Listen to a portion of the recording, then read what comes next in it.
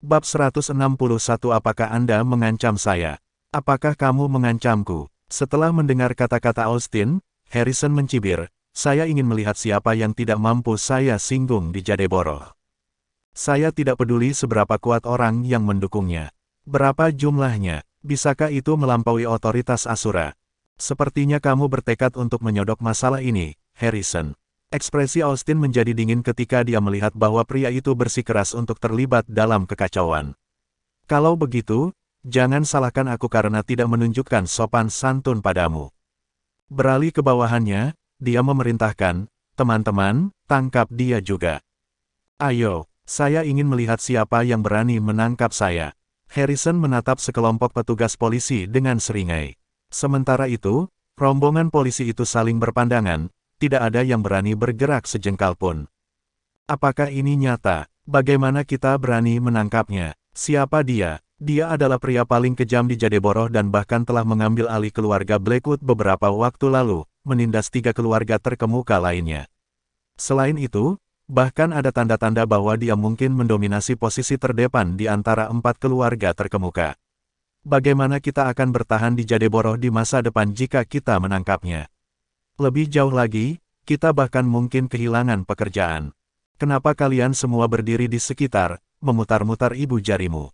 Cepat tangkap dia. Austin menjadi balistik, melihat bahwa tidak ada petugas polisi yang berani bertindak. Apakah Anda yakin tentang ini, Kapten Stewart? Salah satu petugas polisi bertanya dengan hati-hati. Ya, tangkap mereka semua. Aku akan bertanggung jawab jika itu yang terjadi. Jelas sekali bahwa Harrison telah membuat Austin marah. Dengan lambaian tangannya, sekelompok petugas polisi di bawah komandonya tidak lagi ragu-ragu tetapi langsung menyerbu ke depan untuk menangkap Harrison juga. Ekspresi Harrison berubah ketika dia melihat mereka semua menyerangnya. Dia mengeluarkan pipa logam dari mobil dan membantingnya ke bagian depan kendaraan dengan keras. Ayo, biarkan aku melihat siapa di antara kalian yang punya nyali untuk menangkapku. Setelah mengatakan itu, dia melirik dari balik bahunya ke antek-anteknya di belakangnya, memerintahkan, cacat siapapun di antara mereka yang berani mengambil langkah maju hari ini. Dimengerti, Tuan Seymour. Mengikuti perintah itu, antek-antek yang dia bawa semuanya mengeluarkan pipa logam dan batang baja dari mobil mereka tanpa penundaan sedetik pun, berhadapan dengan polisi. Apakah kamu kehilangan akal sehat, Harrison? Apakah Anda tahu apa yang Anda lakukan? Anda menentang penangkapan. Wajah Austin merona merah padam karena marah ketika melihat Harrison dan antek-anteknya benar-benar berani berkonfrontasi langsung dengan polisi. Berhenti bercanda, saya hanya akan berdiri di sini hari ini dan melihat apakah ada di antara Anda yang berani mengambil tindakan terhadap saya. Harrison sama sekali tidak menghargai Austin. Dalam sekejap, situasinya menemui jalan buntu. Austin tidak pernah mengharapkan Harrison untuk secara terbuka menantang polisi demi Jonathan, yang tidak memiliki latar belakang untuk dibicarakan. Aku sudah memberimu kesempatan, Harrison. Jangan salahkan aku karena kamu tidak menghargainya. Tepat setelah dia selesai mengatakan itu, dia mengeluarkan teleponnya dan melakukan panggilan tanpa membuang napas lebih jauh. Sesaat kemudian, suara seorang pria yang dalam dan berwibawa terdengar dari ujung telepon yang lain. Halo, Kepala Watson. Misi itu mengalami sedikit hambatan. Harrison turun tangan di tengah jalan dan sekarang bertekad untuk menyelesaikan masalah ini. Dia bahkan secara terbuka menantang polisi bersama antek-anteknya. Bagaimana saya harus menangani ini? Saat Austin berbicara di telepon, dia menatap Harrison dengan dingin. Provokasi di matanya bersinar terang, dan tatapannya seolah memberitahu Harrison bahwa pembalasan yang akan datang sudah dekat, dan dia kemudian akan membayar orang itu kembali atas pembangkangannya. Di mana dia? Suruh dia menjawab teleponnya. Di ujung telepon yang lain, Matteo Watson tidak marah seperti yang diharapkan. Sebagai gantinya, dia menyuruh Austin untuk memberikan telepon ke Harrison. Halo, Harrison. Matteo, bukankah bawahanmu terlalu kurang ajar? Harrison jelas sangat akrab dengan pria itu, sama sekali tidak bertindak patuh hanya karena dia adalah seorang kepala polisi. Saya secara alami akan memuridkan dia karena kelancangannya ketika dia kembali nanti. Tapi ini peringatan dariku, Harrison. Jangan ikut campur dan membuat diri Anda terseret ke dalam masalah ini. Ini bukan sesuatu yang Anda mampu untuk ikut campur. Suara di ujung telepon tidak terdengar sesantai yang diantisipasi Harrison. Sebaliknya, itu membawa sedikit peringatan. Sebuah peringatan. Segera menyadari bahwa ada sesuatu yang salah, Harrison bertanya dengan cemberut, apa yang sebenarnya terjadi, Matteo? Siapa jagoan besar yang ingin terlibat dalam proyek taman ekologi? Hanya itu yang bisa saya katakan kepada Anda. Jika Anda segera pergi dengan antek-antek Anda, saya bisa berpura-pura bahwa kejadian hari ini tidak pernah terjadi. Kalau tidak, Matteo tidak menyelesaikan kalimatnya, tapi ancaman dalam suaranya sangat jelas. Apa yang akan kamu lakukan sebaliknya? Ekspresi Harrison langsung berubah dingin setelah mendengar ancaman itu. Sambil mendengus, dia menegaskan, berhentilah mencoba menakutiku, Matteo. Katakan apa, saya pasti akan ikut campur dalam masalah ini hari ini. Aku tidak akan mundur apapun yang terjadi. Tidak ada yang berubah pikiran bahkan jika raja sendiri datang. Setelah mengatakan itu, dia tidak memberi Matteo kesempatan untuk menjawab tetapi menutup telepon dengan bunyi bip. Saya menyesal memberitahu Anda bahwa kepala Watson Anda tidak dapat melakukan apapun untuk memengaruhi saya. Melempar telepon kembali ke Austin, Harrison menyatakan dengan dingin, kamu tidak akan membawa siapapun ke sini hari ini. Jika Anda bersikeras, lakukan itu di atas mayat saya. Petik 2. Kepala Watson, Kapten Stewart, aku tidak akan mengalah untuk keduanya. Besar. Kamu punya nyali, Harrison. Ekspresi Austin semakin gelap ketika dia melihat bahwa baik wortel maupun tongkat tidak bekerja pada pria itu. Dia melambaikan tangan dan menginstruksikan, lanjutkan. Tangkap semua orang di sini. Anggap saja siapapun yang berani melawan sebagai melawan penangkapan dan tembak semua yang berani menyerang petugas polisi. Selanjutnya, dia memandang Harrison dengan ekspresi dingin di wajahnya dan menyatakan, kamu memiliki permintaan kematian, ya. Baiklah, aku akan mengabulkan keinginanmu. Setelah itu, dia menyalak, tangkap dia. Dengan perintah itu, sekelompok petugas polisi berjalan ke depan tanpa sepatah kata pun. Karena semuanya telah menjadi seperti itu, tidak ada lagi yang bisa menyelamatkan situasi. Sebagai petugas polisi, mereka tidak punya pilihan selain menjalankan perintah mereka meskipun mereka secara pribadi enggan. Sial, jadi, ini keputusanmu, iya. Harrison melihat merah ketika Austin bahkan mengancam akan menggunakan kekuatan mematikan. Dia membanting pipa logam di bagian depan mobil. Kejar mereka, kita akan habis-habisan dengan mereka. Mari kita lihat apakah mereka benar-benar berani menembak. Terlepas dari risiko hidupnya, dia masih menolak untuk mengalah 1 inci pun. Orang di belakangku adalah satu-satunya Tuhan yang aku akui sepanjang hidupku, Asura. Bahkan jika aku mati di sini, aku tidak akan pernah membiarkan siapapun melukai sehelai rambut pun di kepalanya. Cukup, mengapa Anda pergi keluar semua? Dan bagaimana Anda akan mengalahkan mereka? Dengan pipa logam di tanganmu. Tepat ketika pertempuran akan pecah, Jonathan, yang selama ini diam, tiba-tiba menimpali. Goldstein, Harrison menjadi sedikit panik setelah mendengar itu dan buru-buru ingin menjelaskan dirinya sendiri. Tapi sebelum dia bisa melakukannya, Jonathan memotongnya. Baiklah, berhenti melanjutkan di sini. Apakah Anda lupa apa yang saya katakan barusan? Jika kamu tidak bisa mengatasinya, minta Randall datang dan selesaikan masalah ini. Bab 162 memutar kebohongan menjadi kebenaran.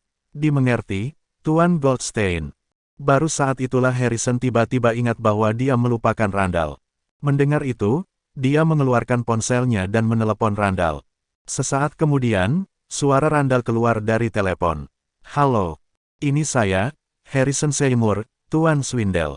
Oh begitu, ada apa, Harrison? Meskipun Randall sedikit terkejut, nadanya masih agak ramah. Lagi pula, dia secara pribadi menyaksikan Jonathan menyerahkan semua bisnis keluarga Blackwood ke Harrison di kediaman Blackwood saat itu. Sementara dia masih tidak yakin tentang hubungan di antara mereka, itu tidak mempengaruhi sikapnya terhadap Harrison sedikitpun. Ada sedikit masalah dengan proyek taman ekologi di pihak saya. Saya harap Anda bisa membantu saya, Tuan Swindell. Ketika berbicara tentang Randall, suara Harrison jelas tidak sesantai ketika dia berbicara dengan Matteo sebelumnya. Bagaimanapun, pria itu adalah wali kota Jadeborough. Karena itu, dia harus menunjukkan rasa hormat kepadanya. Ada masalah dengan proyek taman ekologi. Apa yang sebenarnya terjadi? Randall terdengar sangat terkejut. Sulit untuk dijelaskan dengan kata-kata, jadi kamu harus datang dan melihatnya. Harrison sedang tidak ingin berbicara panjang lebar, jadi dia dengan santai menambahkan, oh ya, Tuan Goldstein juga ada di sini. Goldstein juga ada di sana. Nada bicara Randall langsung berubah serius. Saya menyerahkan proyek Taman Ekologi kepada keluarga Smith beberapa waktu lalu, Harrison mengumumkan sebagai petunjuk kepada Randall. Mempertimbangkan hubungan antara Tuan Goldstein dan keluarga Smith, dia tidak mungkin gagal untuk memahami maksudku. Aku akan segera ke sana. Randall segera menjawab, tidak berani berlama-lama ketika dia mendengar bahwa Jonathan juga ada di sana. Pada akhirnya, tidak ada yang lebih kritis di Jadeborough daripada masalah yang melibatkan Jonathan. Dia akan segera datang, Tuan Goldstein. Harrison berkata kepada Jonathan setelah menutup telepon. Mengerti, mengangguk, Jonathan bergumam, kalau begitu, mari kita tunggu dia datang sebelum melakukan sesuatu yang sembrono. Dimengerti, Tuan Goldstein. Harrison segera menyingkirkan pipa logam di tangannya. Kemudian, dia menoleh ke antek-anteknya di belakangnya dan memerintahkan, singkirkan senjata di tanganmu. Jika mereka bersikeras untuk menangkapmu, mainkan saja dengan mereka. Dengan kata lain, dia menyerah menolak sama sekali. Antek-anteknya juga melemparkan pipa logam dan batang baja di tangan mereka tanpa ragu sedikit pun mengikuti perintahnya. Mereka juga tidak melawan sedikit pun. Sementara itu, ekspresi Austin berubah menjadi topeng kemarahan dan menjadi hitam seperti guntur saat melihat pemandangan yang terbentang di depan matanya. Apakah Randall benar-benar akan datang? Dan apakah orang Jonathan ini benar-benar memiliki semacam hubungan dengannya? Itu tidak mungkin. Dia mengarahkan matanya ke Jonathan. Kenapa aku tidak mendengar apapun tentang keluarga Smith yang berhubungan dengan wali kota sebelum aku datang? Haruskah kita tetap menangkap mereka, Kapten? Salah satu petugas polisi menoleh ke arahnya dan bertanya ketika mereka melihat bahwa Harrison telah menyerah untuk melawan. Sebagai tanggapan, Austin menembakkan belati ke arah mereka dan menyalak, betapa bodohnya kamu menanyakan pertanyaan seperti itu. Mengapa Anda melakukan itu ketika Tuan Swindell akan berada di sini kapan saja? Bunyinya sangat menakutkan petugas polisi itu sehingga dia tidak berani mengucapkan sepatah kata pun sebagai balasannya. Dalam sekejap mata, 10 menit berlalu. Tepat ketika Jonathan semakin tidak sabar, sebuah Audi A6 hitam tiba-tiba memasuki garis pandang mereka. Sebuah bendera kecil berkibar megah di depan mobil, dan plat nomornya 000001. Hanya satu orang di seluruh Jadeborough yang berani menggunakan plat nomor itu, Randall. Dengan sekali klik, pintu mobil terbuka, dan Randall turun dengan setelan hitam. Begitu dia melihat pria itu, Harrison bergegas mendekat dan menyapa, Tuan. Penipu. Apa yang terjadi di sini? Begitu Randall turun dari mobil, dia melihat Jonathan di kejauhan. Seketika, sarafnya tegang. Dia bahkan lebih gugup melihat Jonathan daripada atasan langsungnya, Kingston. Polisi bersikeras untuk menangkap kami semua, termasuk Tuan Goldstein. Mereka bahkan mengatakan akan menembak jika kami berani melawan saat ditangkap. Harrison menceritakan dengan riang, tetapi Randall sangat ketakutan sehingga dia berkeringat dingin. Polisi ingin menangkapnya, dan mereka bahkan mengancam akan menggunakan kekuatan mematikan. Apakah mereka sudah gila? Goldstein. Randall tidak punya waktu untuk meluapkan amarahnya, bergegas ke Jonathan sebelum yang lainnya. Goldstein, ini mungkin hanya salah paham. Aku akan segera menyelesaikannya. Tidak ada kesalahpahaman. Melirik ke arahnya dengan tenang, Jonathan berkata, sebaiknya kau selidiki apa yang terjadi dengan polisi. Jika Anda bahkan tidak dapat mengelola mereka yang berada di bawah komando Anda dengan baik, saya pikir sudah saatnya Anda pensiun dari jabatan wali kota. Tentu saja, Tuan Goldstein. Saya pasti akan menyelidiki mereka semua secara menyeluruh. Randall mengangguk cepat, tidak berani membantah. Ketika Austin melihat wali kota Jadeborough begitu patuh di depan Jonathan, hatinya tersentak bahkan ketika firasat membanjiri dirinya. Omong kosong, saya mungkin mendapatkan diri saya dalam air panas kali ini. Dari cabang mana kamu berasal? Sikap Randall berubah dalam sekejap ketika dia berjalan ke arah Austin, menjadi sedingin es. Saya dari kantor polisi Coleridge di Jadeborough, Tuan Swindell. Austin menjawab dengan patuh, segera meluruskan posturnya. Apa yang sebenarnya terjadi? Siapa yang meminta banyak dari kalian untuk datang ke sini? Alis Randall berkerut, dan ekspresinya sangat suram. Kami menerima laporan polisi bahwa terjadi perkelahian di Taman Ekologi, jawab Austin. Jika kamu tidak percaya padaku, kamu dapat mengirim seseorang untuk memeriksa log panggilan kantor polisi. Saya secara alami akan melakukan itu. Menatapnya dengan pandangan dingin, Randall menuntut, lalu, apa yang terjadi selanjutnya? Setelah kedatangan kami menemukan bahwa pekerja konstruksi taman ekologis menyerang orang-orang yang datang untuk meminta kompensasi. Austin kemudian melanjutkan, lihat, Tuan Swindell, mereka adalah orang-orang yang mereka serang. Lihat luka mereka. Sambil mengatakan itu, dia menunjuk Hagar dan sekelompok pria berpakaian hitam. Melihat ke arah yang ditunjuk Austin, Randall memperhatikan bahwa sekelompok orang itu memang terluka. Pemimpinnya, Hagar, bahkan berdarah dengan kedua kakinya patah. Ketika saya memerintahkan anak buah saya untuk membawa mereka semua ke kantor polisi untuk penyelidikan lebih lanjut, tidak hanya penanggung jawab proyek Taman Ekologi menolak untuk bekerja sama dengan polisi, tetapi dia bahkan secara terbuka menolak penangkapan. Selain itu, dia menelepon Harrison dan memintanya datang untuk mendukungnya, secara terbuka menantang polisi dengan senjata. Menembak tajam ke arah Harrison, Austin dengan dingin menegaskan, dibiarkan tanpa jalan lain, saya hanya bisa memerintahkan agar mereka ditangkap secara paksa dan ditembak jika mereka menyerang polisi. Seluruh narasinya halus dan tanpa cacat, memutarbalikkan kebohongan menjadi kebenaran. Jika Randall tidak mengetahui identitas Jonathan, kemungkinan besar dia akan ditangkap.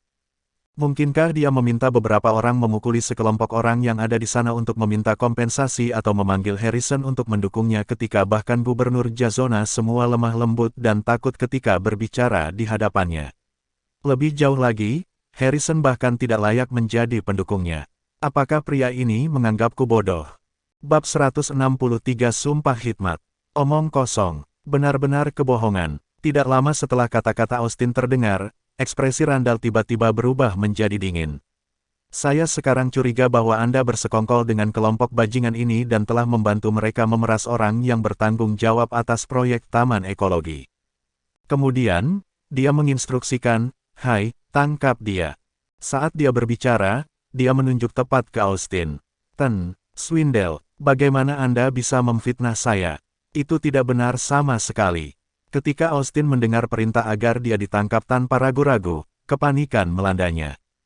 "Kita lihat saja nanti di kantor polisi."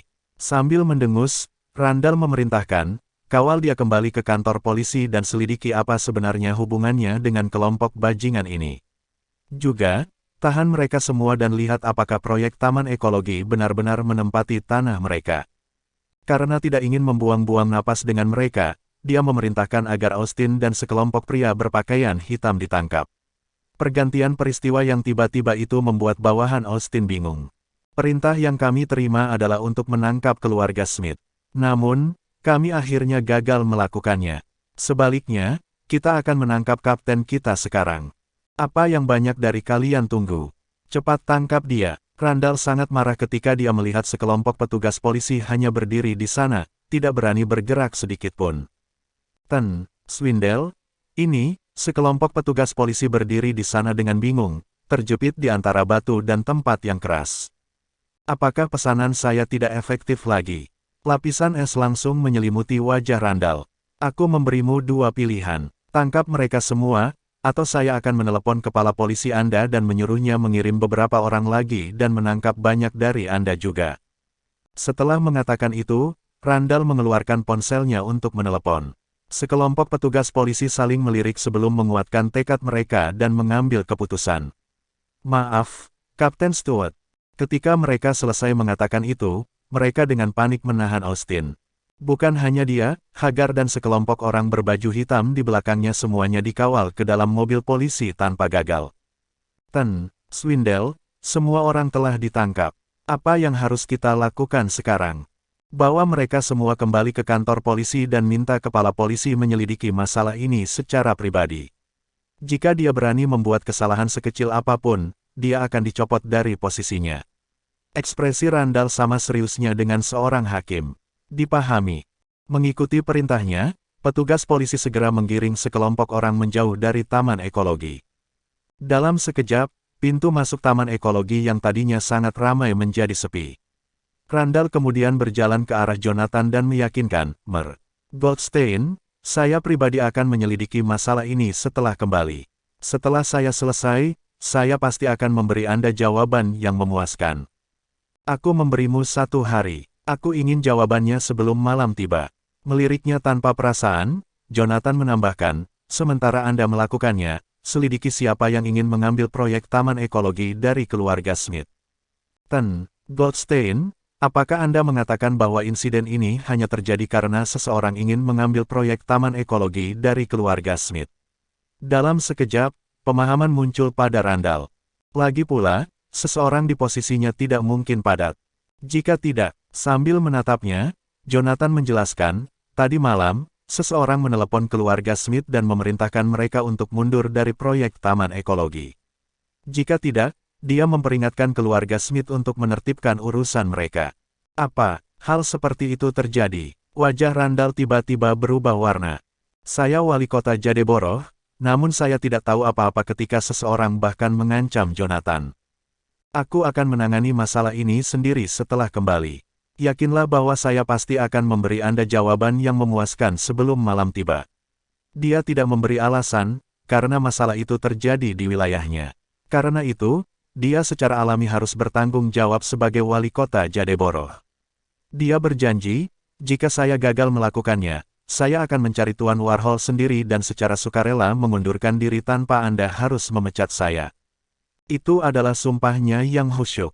Meskipun dia masih tidak tahu tentang latar belakang atau identitas Jonathan, itu tidak menghalangi dia untuk bersumpah di hadapan pria itu. Dan kali ini, dia mempertaruhkan masa depannya. Dia tahu betul bahwa jika dia berani membuat satu kesalahan langkah dalam insiden ini, kekuasaannya sebagai wali kota Jadeborough kemungkinan akan berakhir. Lanjutkan. Jonathan melambaikan tangan menolak. Tanpa sepatah kata pun, Randall pergi bersama yang lain dengan ekspresi gelap di wajahnya. Baru setelah dia pergi jauh, Josephine menoleh ke Jonathan di sampingnya dan bertanya, "Kamu mendengar isi panggilan teleponku tadi malam?" Saya pikir saya telah berhasil menyembunyikannya dari pengetahuannya, jadi saya tidak pernah berharap dia benar-benar mengetahuinya selama ini. Volume ponsel Anda terlalu keras. Sambil batuk ringan, Jonathan hanya membuang alasan untuk mengabaikannya. Sayangnya, alasan itu tidak berhasil pada Josephine. Betulkah? Tapi kenapa aku ingat kalau volume ponselku selalu dikecilkan? Kalau begitu, mungkin pendengaranku terlalu tajam. Rasa bersalah tertulis di seluruh wajah Jonathan. Ngomong-ngomong, orang-orang itu semua telah ditangkap. Tanpa diduga, Josephine tidak mengejar masalah dia menguping panggilan teleponnya. Sebaliknya, dia mengintipnya dan berbisik, "Terima kasih, Jonathan. Jika Anda tidak berada di sini lebih awal, itu mungkin akan berubah menjadi masalah besar." Meskipun aku dulu membencinya, aku bukan tipe wanita yang tidak bisa membedakan yang benar dan yang salah. Jika bukan karena kehadirannya barusan, kelompok pria berbaju hitam itu kemungkinan besar akan mengacaukan seluruh lokasi konstruksi. Bahkan pekerja konstruksi kami akan terluka berbondong-bondong, belum lagi masalah dari polisi yang jelas-jelas berpihak pada sekelompok pria berpakaian hitam. "Mengapa kamu menjadi orang asing denganku padahal kamu adalah istriku?" Sambil terkekeh, Jonathan mengetuk ujung hidungnya dengan jari. "Melindungimu adalah tanggung jawab terbesarku dalam hidup ini." Memang, melindunginya adalah tanggung jawab saya yang paling penting dalam hidup ini. Saya tidak peduli tentang menaklukkan bangsa atau menjadi asura. Demi dia, aku bahkan tidak keberatan menyerahkan dunia. Jonathan, aku. Tiba-tiba, Josephine merasa seolah-olah ada sesuatu yang lembut membengkak di hatinya. Itu adalah perasaan yang belum pernah dia alami sebelumnya. "Apakah kamu tergerak oleh tindakanku? Kalau begitu, beri aku ciuman." Jonathan menggoda dengan tawa saat melihat dia menggigit bibirnya dengan kepala menunduk. "Hentikan." Josephine sangat kesal sehingga dia memelototinya. "Saya awalnya tersentuh, tetapi dia menghancurkannya dalam waktu singkat." 164 tanda keberanian. Sungguh, Josephine benar-benar gila. Saya sebenarnya telah sedikit mengubah persepsi saya tentang dia, tetapi dia melenyapkan segalanya dalam waktu kurang dari 1 menit. Faktanya, dia sangat marah sehingga dia mengabaikannya sepanjang sore dan bahkan mengusirnya dari kantor, memerintahkannya untuk pulang dan mengembalikan jam tangan. Kemarahanku kemarin belum reda, tapi dia harus memprovokasiku lagi hari ini. Wanita benar-benar makhluk kecil. Jonathan mengerucutkan bibirnya setelah disuruh pulang. Sudah seharian penuh, tapi dia masih menyimpan dendamnya dari kemarin. Yang mengejutkan, tidak ada seorang pun di mansion ketika dia tiba di rumah. Bahkan Margaret, yang biasanya mengoceh tanpa henti, tidak bisa ditemukan. Pada keheningan yang jarang terjadi, Jonathan menyalakan sebatang rokok dan kembali ke kamar. Kemudian, dia mulai berlatih teknik naga suci kuno. Jika saya tidak memiliki teknik naga suci kuno secara kebetulan saat itu, saya mungkin tidak akan berubah dari pria yang lemah dan terpelajar menjadi Asura, yang menaklukkan semua negara hanya dalam 3 tahun. Tapi aku tidak tahu mengapa hanya ada setengah dari teknik naga suci kuno. Di mana setengah lainnya? Saat itu, saya tinggal di penjara Crimson Utara selama 1 tahun penuh untuk menemukan separuh lainnya, namun saya tidak dapat menemukannya bahkan setelah membalikkan seluruh tempat. Sebelum dia menyadarinya, sore berlalu dalam sekejap mata. Ketika dia akhirnya selesai berlatih, Jonathan menemukan bahwa dia sudah lama basah oleh keringat. Bau keringat menempel padanya, dan bahkan ada lapisan tanah di atasnya. Bau busuknya begitu menyengat sehingga perut seseorang akan bergejolak saat menghirupnya. Fiuh, menghembuskan napas dalam-dalam, dia dengan santai menelanjangi dan pergi ke kolam renang luar ruangan. Sebagai mansion termewah di Edenic Heights, No. 1 villa secara alami memiliki kolam renang. Selain itu, desainnya juga tanpa batas, seperti kolam renang tanpa batas di Hotel Bintang 5. Dia berenang selama setengah jam sebelum keluar dari kolam. Namun, begitu dia mendorong pintu, dia disambut oleh suara sesuatu yang jatuh ke lantai sebelum jeritan melengking seorang wanita mengikuti. "Ah, kapan kamu pulang, sayang?" Jonathan memandang Josephine di dekat pintu sambil mengacak-acak rambutnya. Saat itu, wajah Josephine memerah. Dia buru-buru menutup matanya dengan tangan. "Jonathan, kenapa kamu berjalan telanjang?" Sebagai tanggapan, Jonathan melirik dirinya sendiri. "Siapa bilang aku telanjang? Bukankah aku memakai celana pendek? Cepat dan tutupi dirimu." Wajah Josephine menyala saat dia menutupi matanya. Dia tidak pernah berharap melihatnya berdiri di sana hanya dengan celana pendek setelah memasuki rumah. "Kami sudah menikah, jadi aku tidak keberatan bahkan jika kamu melihatnya." Jonathan melilitkan handuk di pinggangnya dengan lesu. "Baiklah, buka matamu, aku berpakaian." Josephine dengan skeptis mengintip melalui jari-jarinya, hanya untuk buru-buru menutupi matanya lagi ketika dia melihat bahwa dia hanya menggunakan handuk untuk melindungi tubuh bagian bawahnya. Pakai kemeja juga. Sejak muda, dia bahkan belum pernah menyentuh tangan pria sebelumnya, apalagi mengalami adegan seperti itu. "Tubuhku masih basah. Aku akan memakai kemeja nanti setelah aku kering." Sambil mengatakan itu, Jonathan diam-diam berjalan ke arah Josephine. Sayangnya, Josephine sama sekali tidak menyadarinya. Sambil menutup matanya, dia menggelengkan matanya dan membalas, "Tidak. Lakukan segera." "Baiklah kalau begitu. Aku akan naik ke atas untuk memakai baju," jawab Jonathan. Selanjutnya, ruang tamu menjadi sunyi. Setelah waktu yang lama berlalu tanpa ada suara gemerisik yang terdengar di ruang tamu, Josephine dengan ragu memanggil, "Jonathan." Tidak ada jawaban yang akan datang. Baru saat itulah Josephine menghela nafas lega dan melepaskan tangannya dari matanya. Tetapi ketika dia menurunkan tangannya, dia tiba-tiba menyadari bahwa Jonathan tidak naik sama sekali. Sebaliknya, dia duduk di sofa di depannya. Dalam sekejap, kulit perunggu pria itu dan tubuh bagian atasnya yang telanjang semuanya diambil oleh matanya.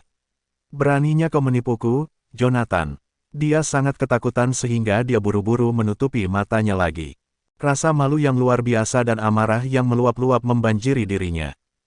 "Cepat dan kenakan pakaian, berhentilah menjadi bajingan seperti itu." "Bagaimana ini aku menjadi bajingan?"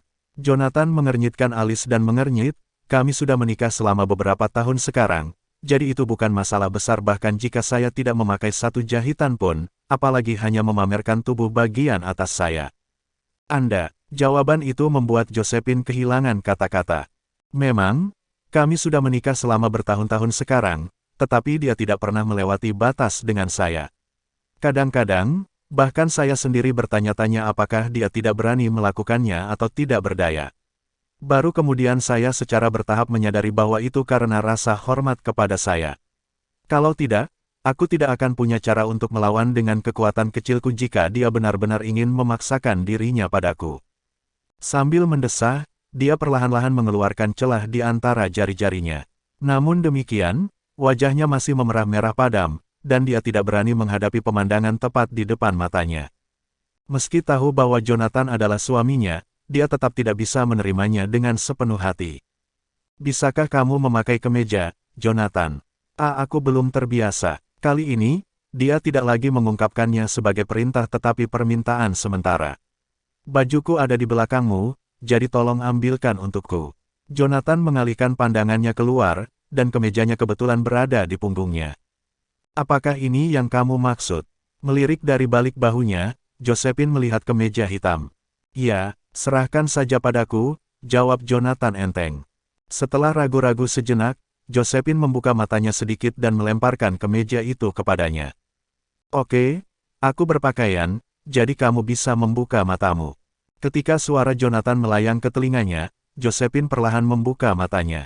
Tetapi ketika dia melakukannya, dia melihat pria itu dengan punggung membelakanginya saat dia mengenakan kemejanya untuk menutupi punggungnya yang terbuka. Tapi pandangan sekilas itu sangat mengejutkannya, membuatnya terpaku di tempatnya. Ya Tuhan, apa yang terjadi dengan punggungnya? Di punggungnya terdapat bekas luka yang bersilangan dari pedang, peluru, dan bahkan luka bakar yang luas setelah dibombardir oleh rudal. Jika dia tidak melihatnya dengan matanya sendiri, dia tidak akan pernah percaya begitu banyak bekas luka di punggungnya. Orang sering mengatakan bahwa bekas luka adalah tanda keberanian seorang pria, tetapi bukankah tanda keberanian di punggungnya sedikit berlebihan? Apa yang salah? Setelah mengenakan kemejanya, Jonathan berbalik, hanya untuk melihat Josephine menatapnya dengan sedikit keraguan di matanya. Kenapa ada begitu banyak bekas luka di punggungmu? Josephine tidak tahan untuk tidak bertanya. Oh, jadi itu yang membuatmu kesurupan, ya. Itu adalah luka yang aku derita di medan perang saat itu. Bukan masalah besar, dan mereka juga tidak sakit, jawab Jonathan santai. Bab 165 Keluarga Turner. Ketika Jonathan mengatakan itu, dia memasang ekspresi santai di wajahnya. Bekas luka seperti itu terlalu umum baginya, karena medan perang adalah pertarungan sampai mati. Hanya dengan membunuh lawan seseorang akan memiliki kesempatan untuk hidup. Dan dia telah bertemu di dekat semak-semak dengan kematian berkali-kali dalam beberapa tahun terakhir. Bukankah kamu bilang kamu hanya menyusun strategi untuk Zachary? Mengapa Anda berada di medan perang? Josephine menggigit bibirnya dengan keras. Dia selalu berpikir bahwa dia jauh dari medan perang dan bahkan belum pernah ke garis depan, hanya mengikuti Zachary berkeliling dan menyusun rencana pertempuran untuk pria itu dalam beberapa tahun terakhir. Tetapi begitu dia melihat punggungnya, dia langsung mengerti mengapa Zachary memberinya kartu bank dengan batas kredit tak terbatas, meminjamkannya puluhan juta, dan bahkan mengirim seseorang untuk menyampaikan ucapan selamatnya selama pesta tahunan keluarga Smith. Sebenarnya, Jonathan telah menukar semua itu dengan nyawanya. Tidak ada yang bisa jauh dari medan perang saat berada di tengah perang. Sambil terkekeh, Jonathan berkomentar, pada saat-saat kritis, bahkan para juru masak di dapur harus pergi ke medan perang dengan senjata dan semuanya, apalagi aku. Apakah itu jenis kehidupan yang telah Anda jalani selama beberapa tahun terakhir? Josephine terdengar agak murung. Dia menyadari bahwa dia telah salah paham dengan pria itu.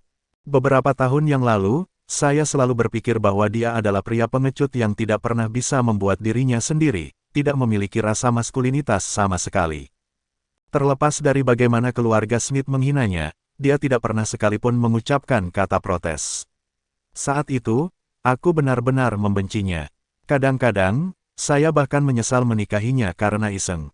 Sekarang, bagaimanapun, tampaknya saya memiliki terlalu banyak kesalahpahaman tentang dia. Lagi pula, bagaimana mungkin orang yang penakut dan pengecut pergi ke medan perang, apalagi punggungnya dipenuhi bekas luka? Kurasa begitu, jawab Jonathan acuh tak acuh. Pada tahun-tahun saya berada di kamp militer, saya memang menjalani kehidupan yang penuh dengan pertumpahan darah. Itu adalah membunuh atau dibunuh. Posisi saya sebagai Asura tidak pernah diperoleh melalui konspirasi atau tipu daya. Sebaliknya, saya mengamankannya dengan hidup saya, satu tebasan pada satu waktu. Sudahlah, jangan bahas itu lagi. Tidak ada yang terjadi di lokasi konstruksi sore ini, kan? Melihat suasana hati Josephine yang murung, Jonathan diam-diam mengubah topik pembicaraan. Dia tidak ingin dia tahu tentang hidupnya dalam beberapa tahun terakhir, dia juga tidak ingin dia tahu berapa banyak darah yang dia miliki di tangannya. Yang dia inginkan hanyalah menjauhkannya dari konflik dan perang sehingga dia bisa mempertahankan kepolosannya. Tidak, Josephine menggelengkan kepalanya. Namun, saya memeriksa catatan sebelumnya sore ini. Kembali ketika keluarga Blackwood menangani proyek Taman Ekologi, mereka tidak berutang kompensasi kepada siapapun. Dengan kata lain, beberapa pria itu sengaja datang untuk membuat masalah, ya. Jonathan sama sekali tidak terkejut, karena dia telah menebak sebanyak itu ketika dia melihat para bajingan itu. Seseorang baru saja menelepon dan mengancamnya kemarin, dan sekelompok orang datang menuntut kompensasi hari ini. Jika itu hanya putaran takdir, bukankah itu terlalu kebetulan? Ya, Josephine mengangguk mengiyakan. Bagaimanapun, mereka semua sudah ditangkap, jadi seharusnya tidak ada orang yang membuat masalah lagi. Itu mungkin tidak terjadi. Karena mereka sudah mengarahkan pandangan mereka pada proyek taman ekologi yang sangat menguntungkan, bagaimana mungkin mereka menyerah begitu saja? Jonathan berkomentar dengan santai. Tentunya, mereka tidak akan terus bertahan. Bagaimanapun juga, Tuan Swindell telah campur tangan dalam masalah ini secara pribadi. Apakah mereka masih berani membuat masalah? Saat Josephine berbicara tentang itu, sakit kepala menyerangnya. Dia tidak pernah menyangka akan menghadapi masalah besar seperti itu ketika sudah kurang dari 3 hari sejak dia mengambil alih proyek Taman Ekologi. Itu wali kota Jadeborough, jadi bukankah mereka terlalu berani jika terus membuat masalah?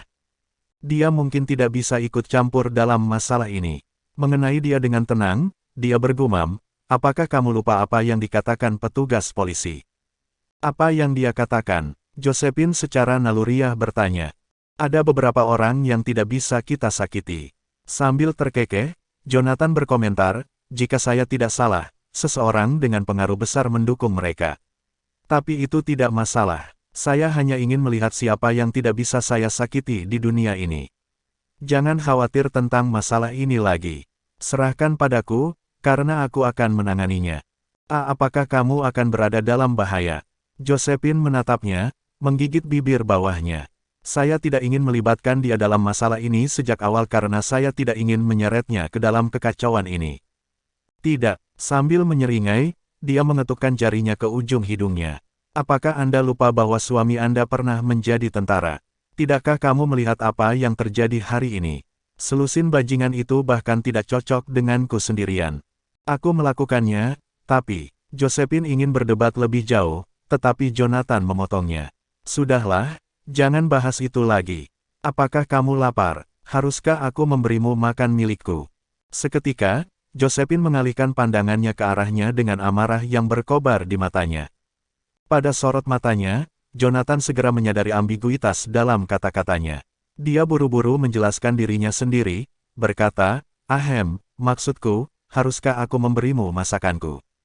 "Tidak, aku tidak lapar, dan aku tidak membutuhkanmu untuk memberiku makan." Menembakkan belati ke arahnya, Josephine berbalik dan pergi dengan marah. Sial, setiap kali aku memiliki perasaan lembut padanya, dia selalu membunuhnya dalam sekejap mata. Aku benar-benar tidak bermaksud apa-apa, sayang, keputusasaan terukir di wajah Jonathan. Kenapa dia harus salah paham denganku? Saya seorang pria. Sayangnya, semua yang menyambutnya adalah ledakan keras dari pintu kamar kecil yang dibanting menutup. Gan. Mengapa wanita begitu pendendam? Jonathan memijat pelipisnya. Kemudian, dia bangkit dari sofa untuk pergi ke dapur untuk memasak mie. Tetapi ketika dia berdiri, teleponnya tiba-tiba berdering. "Halo," dia menjawab telepon dengan sembrono. "Saya sudah menyelesaikan semuanya, Mer Goldstein. Seseorang memang berada di balik masalah ini. Namun, masalah ini sangat rumit." Suara Randall datang dari ujung telepon yang lain. "Siapa ini?" Jonathan tidak ingin bercanda dengannya. Yang ingin dia ketahui hanyalah identitas orang yang mengancam Josephine dalam kegelapan. Keluarga Turner. Keluarga Turner. Jonathan sedikit mengernyit. Keluarga Turner yang mana? Keluarga Turner yang merupakan cikal bakal dari 4 keluarga terkemuka di Jazona. Keluarga Turner, katamu. Oke, saya mengerti. Jonathan akan menutup telepon setelah mendapatkan jawaban yang diinginkannya. Saya tidak peduli apakah keluarga Turner adalah cikal bakal dari 4 keluarga terkemuka di Jazona. Karena mereka berani memprovokasi saya, mereka harus bersiap menghadapi kematian. Tunggu sebentar, Tuan Goldstein. Mungkin setelah menebak bahwa pria itu akan menutup telepon, Randall dengan mendesak menegaskan, Tuan Goldstein, keluarga Turner memiliki pengaruh besar di Jazona. Tidak perlu menjadikan mereka musuh jika itu hanya karena proyek taman ekologi yang remeh. Oh, seberapa besar pengaruh mereka? Jonathan bertanya sambil mencibir. Biarkan aku begini. Randall ragu-ragu sejenak sebelum melanjutkan. Keluarga Turner sangat berpengaruh di Jazona sehingga bahkan kantor gubernur pun memiliki rasa takut yang sehat terhadap mereka. Bab 166 Kantor Wakil Gubernur. Bahkan kantor gubernur memiliki rasa takut yang sehat terhadap mereka. Pernyataan itu mengejutkan Jonathan, karena tidak ada orang lain yang bisa bertindak kasar di atas kantor gubernur di seluruh Jazona selain Zachary dan divisi King of War. Dengan kata lain, 4 keluarga terkemuka dan keluarga Turner tidak ada apa-apanya dibandingkan dengan kantor gubernur. Dengan kekuatan yang dimiliki Kingston di tangannya, dia bisa menghancurkan 4 keluarga terkemuka bersama-sama, apalagi keluarga Turner belaka. Tapi di Jazona, kantor gubernur malah takut. Apakah Anda mengatakan bahwa keluarga Turner bahkan lebih kuat daripada kantor gubernur di Jazona? Jonathan bertanya dengan alis berkerut. Meskipun mereka tidak sekuat kantor gubernur, mereka hampir sampai. Menurunkan suaranya menjadi bisikan belaka, Randall menambahkan, di Jazona, keluarga Turner juga dijuluki kantor wakil gubernur.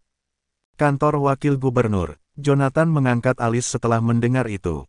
Mereka hanya keluarga, namun mereka berani menyebut diri mereka kantor wakil gubernur. Apakah mereka memiliki keinginan kematian? Mereka dapat menyelesaikan beberapa hal yang tidak dapat diselesaikan oleh kantor gubernur. Randall kembali goyah untuk waktu yang lama sebelum melanjutkan, biarkan saya mengungkapkannya seperti ini, Tuan Goldstein. Pengaruh keluarga Turner jauh di luar imajinasi Anda. Keluarga Turner ada di mana-mana di Jazona, termasuk divisi Raja Perang. Keluarga Turner juga ada di divisi Raja Perang. Dalam sekejap, ekspresi Jonathan berubah dingin. Divisi Raja Perang adalah milik 4 Raja Perang yang memerangi bangsa-bangsa dengan saya saat itu, dan saya seorang diri mendirikan 4 pengawal Asura di bawah komandonya. Saya menganugerahkan mereka gelar Raja Perang sehingga mereka bisa menjaga perdamaian di keempat penjuru mata angin. Tapi sekarang, orang-orang dari keluarga lain sebenarnya telah menyusup ke dalam 4 pengawal Asura. Ini bukan hanya divisi Raja Perang. Keluarga Turner bahkan telah memasuki kantor gubernur dan semua departemen dan industri pemerintah lainnya.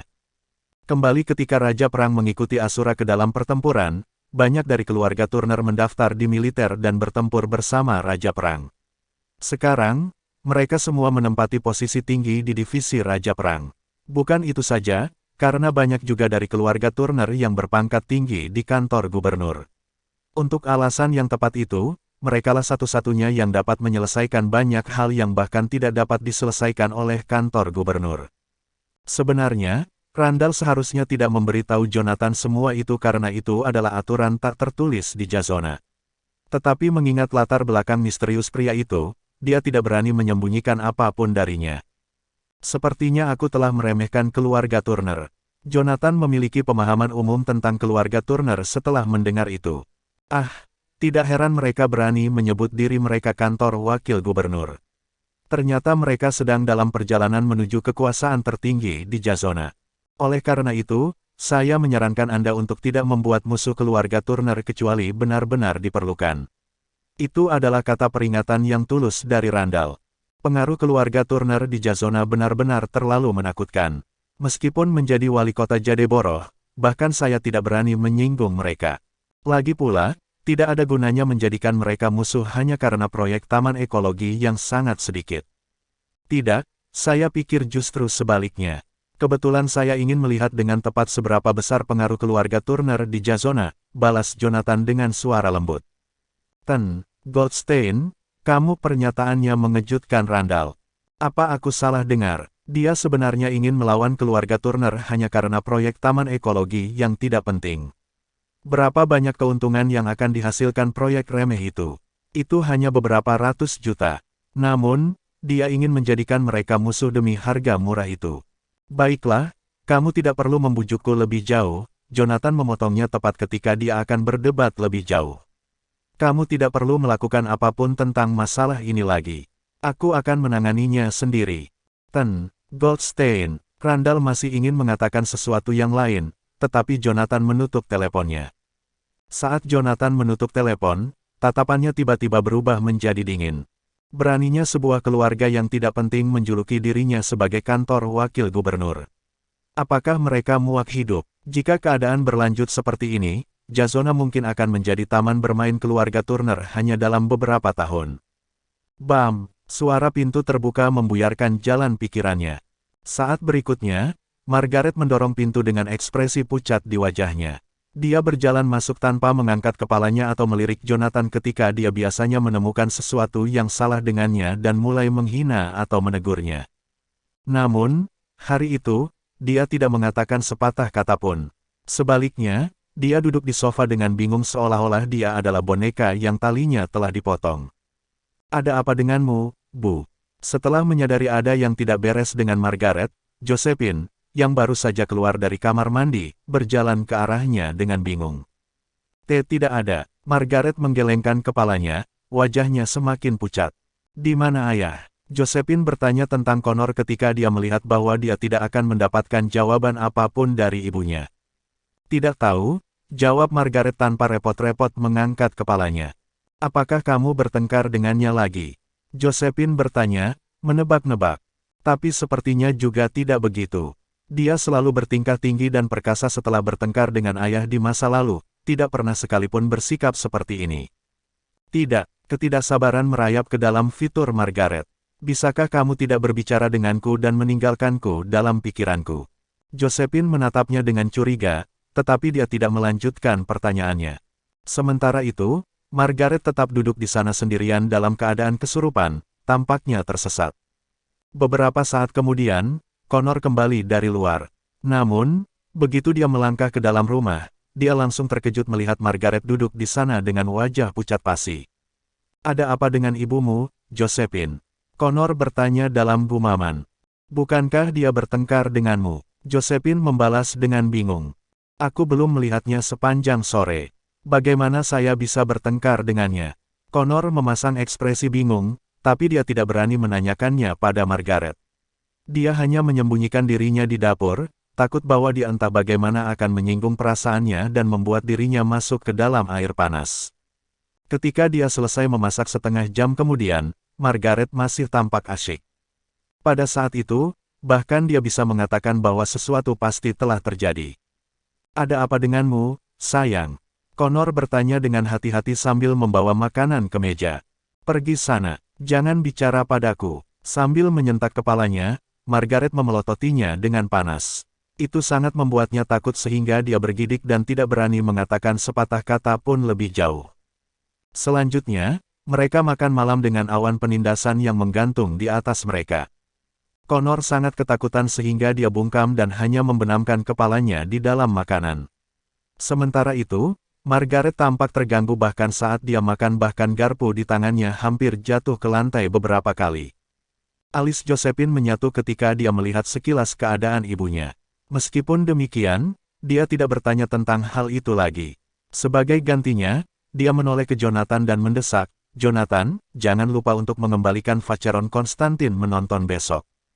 Meski begitu, dia tidak lupa mengingatkan pria itu untuk mengembalikan jam tangan. Oke, akan berhasil, Jonathan menjawab dengan santai. Sebenarnya, dia masih memeras otaknya untuk mencari cara agar kedua jam tangan itu tanpa sepengetahuannya. Ngomong-ngomong, Bu, mana jam tangan Jonathan? Josephine mengalihkan pandangannya ke Margaret tanpa peringatan. Saya ingat bahwa dia mengikat arloji ke tangannya pagi ini. Jam tangan apa? Seketika, kepanikan terlihat di mata Margaret, dan garpu di tangannya jatuh ke lantai dengan bunyi denting. Bab 167 ditipu. Bukankah kamu memakainya pagi ini dan dengan tegas menolak untuk mengembalikannya kepada Jonathan? Apakah kamu tidak ingat? Josephine tidak bisa menahan perasaan curiga pada ekspresi panik di wajah Margaret. Oh, maksudmu jam tangan itu? Seolah-olah sesuatu tiba-tiba terjadi pada Margaret. Aku melepasnya pagi ini sebelum meninggalkan rumah dan meletakkannya di atas meja. Kau meletakkannya di atas meja. Josephine menyapu pandangan ke atas meja dengan bingung, tetapi hanya ada sebuah kotak kosong di sana. Hah, tidak ada arloji di sana. Setelah melihat sekilas sorot matanya yang meragukan, Margaret dengan gelisah mengubah nada suaranya. Mungkin saya melepasnya ketika saya mandi tapi lupa di mana saya meletakkannya. Aku akan mencarinya saat aku bebas. Kau tidak berbohong padaku, kan, Bu? Josephine memandangnya dengan skeptis. Dia melepasnya tapi lupa di mana dia meletakkannya. Setelah bertahun-tahun, saya mengenalnya dengan sangat baik. Dia tidak akan pernah tega melepas arloji senilai lebih dari 10 juta. Sebaliknya, dia mungkin akan memamerkannya di mana-mana, takut orang tidak akan tahu bahwa dia mengenakan jam tangan yang begitu mahal. Mendengar itu, Margaret mendengus dan membalas, "Mengapa saya melakukannya? Itu hanya jam tangan yang tidak berharga, bukan? Apakah Anda pikir saya menjualnya secara diam-diam?" Petik 2. Bukan itu maksudku, Bu. Kejutan membanjiri Josephine pada reaksi intens Margaret. Saya hanya bertanya tentang itu, jadi mengapa dia bereaksi begitu kuat? Oke, berhenti membicarakan itu. Itu hanya jam tangan yang tidak berharga, bukan? Saya hanya akan membayarnya kembali jika saya salah menaruhnya. Margaret mendengus, memotong Josephine di tengah ucapan dan tidak memberinya kesempatan untuk berbicara. Bu, Josephine ingin berbicara lebih jauh, tapi Margaret melemparkan tatapan tajam padanya. Tidak punya pilihan lain, dia hanya bisa menghela nafas. Beberapa menit kemudian, dia meletakkan garpunya dan berdiri sebelum menuju ke ruang kerja. Dia masih memiliki banyak pekerjaan yang belum selesai mengenai lokasi konstruksi, jadi dia tentu saja tidak punya waktu untuk terus menginterogasi Margaret tentang arloji itu. Ketika dia pergi, Jonathan juga membuat untuk berdiri. Tanpa diduga, Margaret memanggilnya kembali tidak lama setelah dia melakukannya. Jonathan, ya, Jonathan berbalik. Apakah jam tanganmu benar-benar berharga lebih dari 10 juta? Margaret menatapnya dengan ragu, seolah-olah dia tidak percaya bahwa sebuah jam tangan bisa bernilai lebih dari 10 juta. Untuk apa aku berbohong padamu? Jonathan tidak dalam mood untuk berbicara panjang lebar dengannya. Jika Josephine bukan putrinya, aku bahkan tidak akan berkenan untuk meliriknya. Lalu mengapa saya mendengar bahwa itu hanya tiruan? Bukan hanya itu, tapi itu bahkan tiruan yang murah. Alis Margaret menyatu. Siapa yang bilang? Jonathan juga sedikit mengernyit. Jangan bilang dia membawa arloji itu ke beberapa ahli dan menilainya. Temanku, dengan ekspresi muram di wajahnya, Margaret melanjutkan, dia bahkan mengatakan bahwa tiruan murahan seperti itu sangat umum di pasar sehingga harganya bahkan tidak 100.000, apalagi 10 juta. Paling-paling, itu hanya bernilai 50.000. Petik 2. Kamu telah ditipu. Jonathan memotong langsung ke pengejaran dengannya. Akankah Vacheron, Konstantin begitu berani sehingga mereka akan menjual tiruan di toko mereka sendiri dan bahkan memberi harga lebih dari 10 juta. Jika seseorang menuntut mereka, bahkan 100 juta tidak akan cukup untuk kompensasi yang harus mereka bayar, apalagi 10 juta. Mendengar itu, Margaret langsung membantah dengan tegas, itu tidak mungkin. Dia, apa yang akan kamu katakan? Tuntut Jonathan, menaikkan satu alisnya. Tidak ada. Tampaknya menyadari bahwa dia mengalami keseleo lidah, Margaret buru-buru menutup mulutnya dengan tangan. Baiklah, itu sudah cukup. Jatuhkan saja tindakannya. Anda menjual jam tangan itu, bukan? Saya hanya menahan diri untuk tidak mengekspos Anda ketika Josephine ada di sini sebelumnya. Jonathan mengeksposnya ketika dia melihatnya panik dan bingung. Hah, dia bahkan mengaku telah melepasnya dan lupa di mana dia meletakkannya. Apakah dia menganggapku sebagai anak berusia 3 tahun yang mudah tertipu? Omong kosong apa yang kau katakan, Jonathan? Kapan saya menjual jam tangan itu? Jangan fitnah aku. Margaret menjadi lebih emosional, bertindak seolah-olah dia benar-benar telah dituduh salah. Kau mengatakan bahwa aku memfitnahmu. Baiklah, kalau begitu beritahu saya di mana arloji itu. Jonathan meludah karena dia tidak mau repot-repot membuang napas dengannya. Kemudian, dia memperingatkan, jangan bilang bahwa kamu melepasnya dan lupa di mana kamu meletakkannya. Bahkan seorang anak berusia 3 tahun tidak akan percaya kebohongan seperti itu. Jika semuanya gagal, Saya dapat meminta rekaman pengawasan sekarang dan melihat apakah arloji itu ada di tangan Anda ketika Anda meninggalkan rumah pagi ini. Tidak. Jangan meminta rekaman pengawasan. Aku akan memberitahumu. Aku akan bicara, oke. Margaret menjadi gelisah begitu dia mendengar bahwa dia akan mendapatkan rekaman pengawasan. Jadi, di mana jam tangan itu? Jonathan bertanya dengan dingin. Dia benar-benar keras kepala dan akan bertindak bodoh sampai saat-saat terakhir. Jika saya tidak mengancam untuk meminta rekaman pengawasan, dia mungkin akan menyangkalnya sampai akhir. Saya kehilangan itu, Margaret mengakui dalam gumaman. Kamu menghilangkannya. Sambil mengerutkan kening, Jonathan bertanya, kamu kehilangan lebih dari 10 juta. Memutar matanya, Margaret membalas, tentu saja tidak. Saya hanya kehilangan 50 atau 60 ribu. Mereka mengatakan arloji itu tiruan dan hanya bernilai 40 hingga 50 ribu. Saya tidak punya uang, jadi saya memberi mereka jam tangan. Dari penampilannya saat itu, dia semua benar seolah-olah dia tidak melakukan kesalahan apapun. Bahkan, dia bahkan memasang ekspresi acuh tak acuh dan acuh tak acuh. Mengapa kamu bertaruh dalam jumlah besar ketika kamu tidak punya uang? Jonathan melemparkan tatapan dingin padanya. Dia tahu bahwa dia tidak punya uang, namun dia berani kehilangan 50 hingga 60 ribu. Saya biasanya tidak bertaruh sebanyak itu. Sambil mencemooh, Margaret melanjutkan, saya kebetulan memakai jam tangan itu hari ini, dan mereka terus memujinya. Jadi, saya memberitahu mereka bahwa Josephine memberikannya kepada saya, dan harganya lebih dari 10 juta. Mereka tidak percaya saya dan bahkan menghina saya tentang bagaimana saya biasanya sangat pelit ketika saya bermain dengan mereka bahwa saya bahkan tidak berani memasang taruhan besar. Karena kesal, saya mulai mempertaruhkan 100 atau 2 setiap putaran.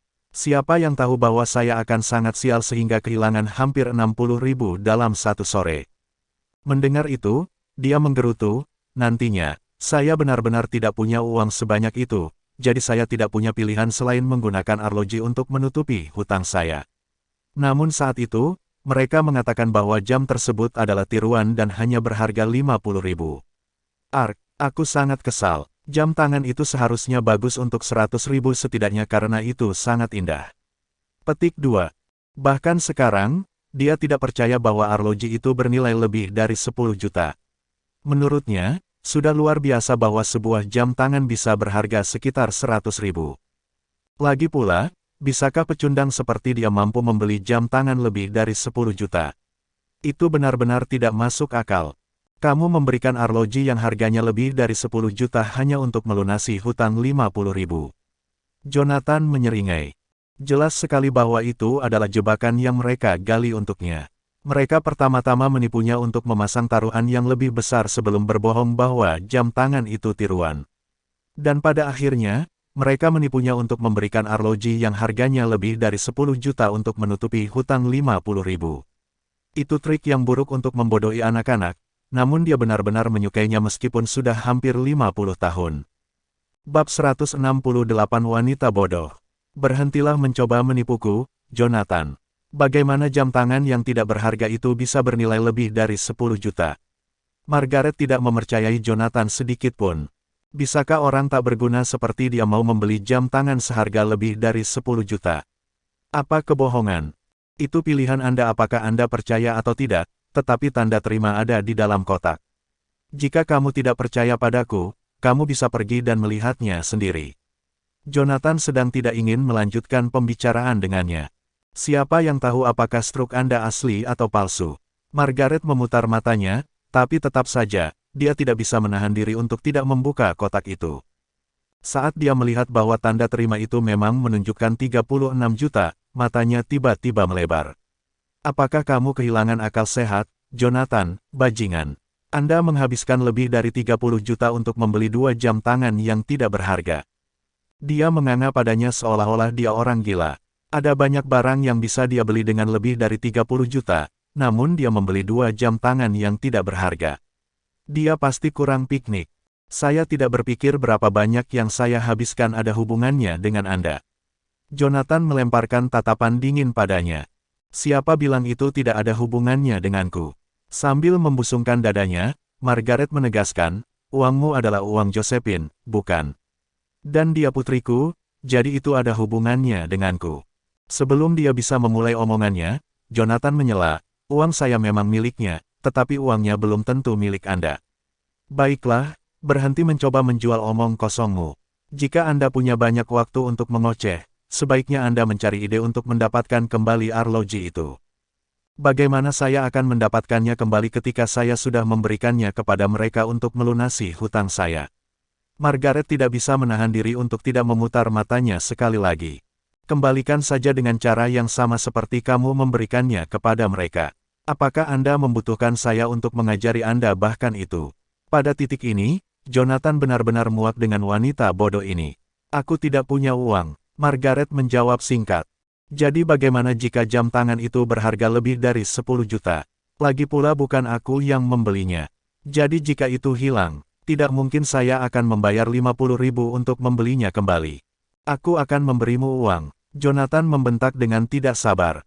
Jika bukan karena Josephine, aku bahkan tidak akan peduli dengan wanita bodoh ini. Betulkah? Ketika Margaret mendengar bahwa dia secara sukarela mengeluarkan uang dari sakunya sendiri untuk mendapatkan kembali arloji itu, semua kekhawatirannya lenyap begitu saja. Bagaimana menurutmu? Setelah merasa muak dengannya, Jonathan bangkit untuk pergi. Tapi tepat ketika dia akan melakukannya, dia memanggilnya kembali. Tunggu sebentar. Jonathan menyentakkan kepalanya ke belakang dengan ketidaksabaran tertulis di seluruh wajahnya. Bagaimana jika mereka menolak memberi saya arloji setelah saya memberi mereka uang? Kemungkinan itu muncul tiba-tiba pada Margaret. Karena mereka sudah mendapatkan jam tangan dari saya dengan tipu daya, apakah mereka masih akan mengembalikannya kepada saya? Ajukan laporan polisi, kalau begitu. Jonathan menjawab dengan cemberut. Tak perlu dikatakan bahwa mereka pasti tidak akan mengembalikan arloji itu kepadanya dengan mudah setelah menjebaknya dan menipunya darinya. Melengkungkan bibirnya, Margaret menggerutu, apakah itu akan berguna bagiku? Suami mereka adalah kepala polisi atau sekretaris jenderal Dewan Kota. Apakah mereka akan takut pada polisi? Bagaimana menurutmu? Benar-benar di akhir kesabarannya, Jonathan berbalik dan berjalan pergi. Bahkan jika wali kota Jadeboro berani mencuri dariku, dia harus dengan patuh mengembalikannya, belum lagi hanya kepala polisi dan sekretaris jenderal. Hah, dia bertingkah seolah-olah dia orang hebat. Margaret mencemooh punggung pria itu dengan jijik. Kemudian, dia mengambil sebotol cat kuku dan mulai mengecat kukunya seolah-olah seluruh masalah tidak ada hubungannya dengan dia. Dan sebenarnya, itu memang bukan urusannya. Semuanya baik-baik saja selama dia memberi saya uang. Apa hubungannya dengan saya? Apakah mereka bersedia mengembalikan arloji itu? Jadi bagaimana jika mereka menolak untuk melakukannya? Kalau begitu, aku bahkan akan mendapatkan 50.000 tanpa bayaran. Sementara itu, cahaya di ruang kerja tetap terang benderang.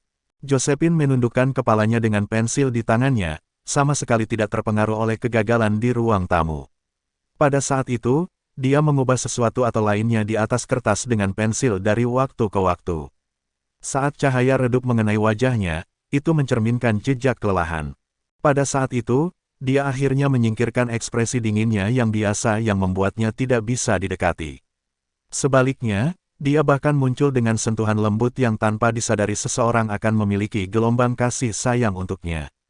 Namun, dia tampak sangat asyik dengan kepalanya tertunduk sehingga dia bahkan tidak menyadarinya ketika Jonathan berjalan ke punggungnya. Apakah kamu lelah, sayang? Hanya ketika suaranya terdengar dari belakangnya, dia tersentak kembali ke kenyataan. Jonathan, kapan kamu masuk? Baru beberapa saat yang lalu. Jonathan memijat bahunya dan bergumam, tidurlah lebih awal jika kamu lelah. Aku tidak lelah. Josephine menggelengkan kepalanya sebelum dia melepas kacamata berbingkai hitam yang bertengger di batang hidungnya, tampaknya cenderung untuk berdiri. Aku akan mencari ibu. Dia pasti menyembunyikan arlojinya. Sebagai putrinya, saya tahu lebih baik dari siapapun seperti apa ibu saya. Jam tangan itu pasti masih ada di tangannya, tapi dia menyembunyikannya karena dia tidak ingin mengembalikannya pada Jonathan. Jonathan menekannya kembali ke kursinya tepat ketika dia bangun. Tidak perlu melakukannya, arloji itu bukan miliknya. Ini bukan. Secercah kejutan berkedip di mata Josephine. Tetapi tidak lama setelah dia mengatakan itu, Jonathan melanjutkan, dia kalah dalam permainan kartu. Apa? Mendengar itu, Josephine langsung berdiri. Dia kalah dalam permainan kartu. Kepada siapa dia kehilangan itu? Petik 2. Dia sangat marah sehingga wajahnya memerah. Jam tangan itu berharga lebih dari 10 juta, namun dia benar-benar kehilangannya untuk orang lain. Apakah dia tahu betapa selangit itu? Berapa banyak dia bertaruh bahwa dia kehilangan lebih dari 10 juta dalam satu sore? Mereka memasang jebakan untuknya, dan dia langsung masuk.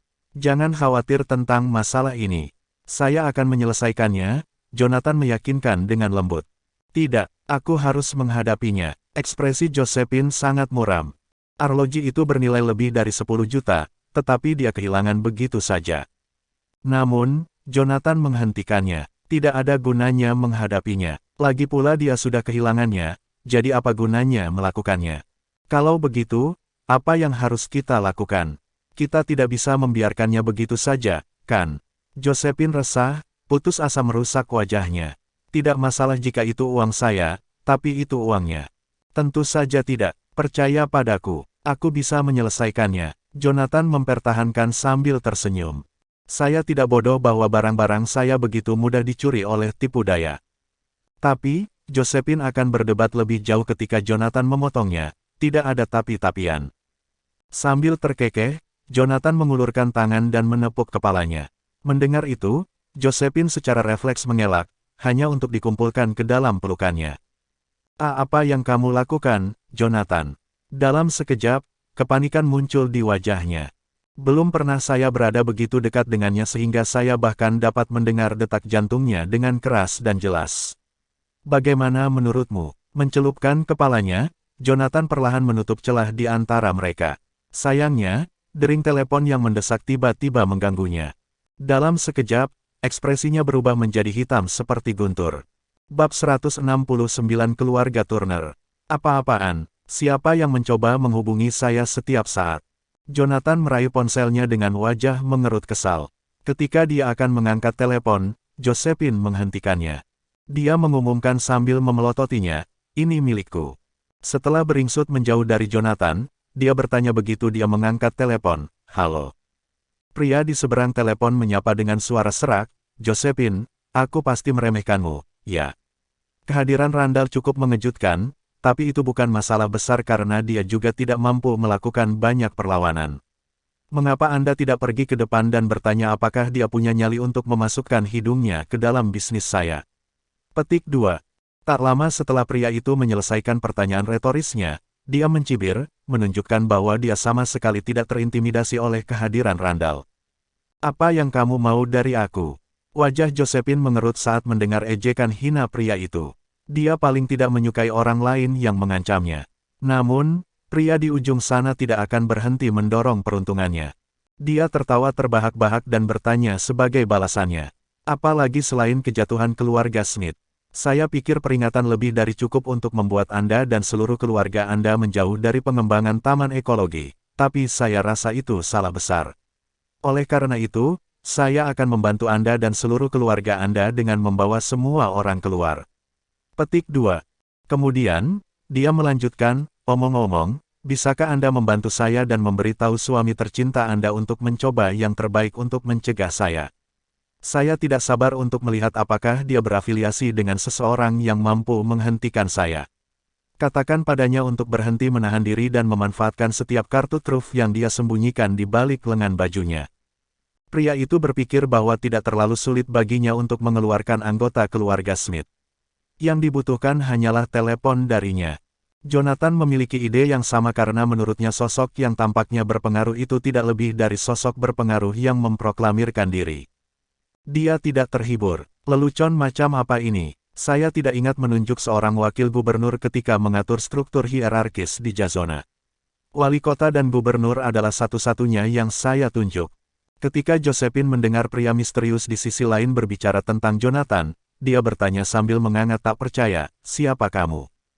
Dia merasakan hawa dingin mengalir di punggungnya karena dia bahkan tidak menyadari identitas pria itu. Sebaliknya, pria itu sangat menyadari detail orang-orang di sekitarnya. "Apakah suami tercinta Anda tidak menyebutkan sesuatu tentang saya? Jika itu masalahnya, izinkan saya untuk memperkenalkan diri, saya Timothy, anggota keluarga Turner." Kami salah satu yang paling, jika bukan keluarga paling menonjol dari Jazona. Titus adalah kakekku. Pria misterius itu memperkenalkan dirinya tak lama setelah dia menyelesaikan pertanyaan retorisnya. Warna mulai memudar dari wajah Josephine ketika dia mendengar pria itu memperkenalkan dirinya melalui telepon. Titus, kepala keluarga Turner di Jazona. Kakakmu anggota keluarga Turner. Josephine mengulangi setelah pria itu dengan suaranya yang bergetar di luar keinginannya. Timothy mengumumkan dengan kepala terangkat tinggi, sepertinya kamu pernah mendengar tentang kami, ya. Jika itu masalahnya, saya yakin Anda sangat menyadari konsekuensi dari menyinggung anggota keluarga, bukan? Anda tidak bisa menyalahkan saya untuk apapun yang menunggu anggota keluarga Smith lainnya karena saya telah memperingatkan Anda untuk menjauh dari kami lebih dari sekali. Dia menutup telepon tak lama setelah dia menegaskan dirinya tidak akan menahan diri terhadap Josephine dan seluruh keluarganya. Sementara itu, Josephine tetap berdiri dengan wajah pucat dan kuyu. Begitu dia sadar kembali, dia berbalik dan bertanya kepada Jonathan, apakah kamu sudah lama mengetahui bahwa orang di ujung sana adalah anggota keluarga Turner? Menatap mata Josephine, Jonathan meyakinkannya dengan seringai sambil membelai punggungnya untuk menghibur wanita yang tampaknya patah hati. Saya tidak diberitahu tentang identitas orang itu sampai Anda menutup telepon. Anda harus berhenti merajuk karena dia bukan masalah besar. Jika salah satu dari mereka memiliki nyali untuk memilih Anda, saya akan menghapus mereka dari keberadaan. Dia bahkan tidak perlu muncul jika dia benar-benar ingin memusnahkan keluarga Turner. Hanya telepon darinya yang akan mengurus keluarga Turner yang tampaknya berpengaruh. Dengan mengatakan itu, dia tidak punya niat untuk melakukannya karena itu adalah kesempatan besar untuk menghapus orang-orang yang menarik tali dari belakang layar, termasuk wakil gubernur. Sudah waktunya untuk memberi pelajaran kepada mereka yang menyatakan diri mereka sebagai penanggung jawab karena saya cukup yakin saya tidak pernah menunjuk orang seperti itu untuk peran seperti itu di Jazona. Jonathan, apakah kamu bahkan menyadari hal-hal yang mampu dilakukan oleh anggota keluarga Turner? Bagaimana kita bisa membela diri melawan keluarga berpengaruh seperti itu ketika bahkan 4 keluarga paling terkemuka di Jadeborough tidak dapat menentang mereka bahkan jika mereka bekerja sama? Josephine menjadi pucat dan ada sedikit keputusasaan di matanya saat dia menambahkan. Beberapa detik jeda kemudian, dia berkata dengan tidak jelas setelah menghela nafas panjang, jika dia benar-benar ingin memusnahkan anggota keluarga Smith, tidak banyak yang bisa kita lakukan untuk menghentikannya. Apakah Anda bahkan menyadari hal-hal yang menunggu kita? Sebagai penduduk lokal, Josephine mengira Jonathan, yang tidak berasal dari Jazona, tidak menyadari kekuatan dan pengaruh keluarga Turner yang sebenarnya.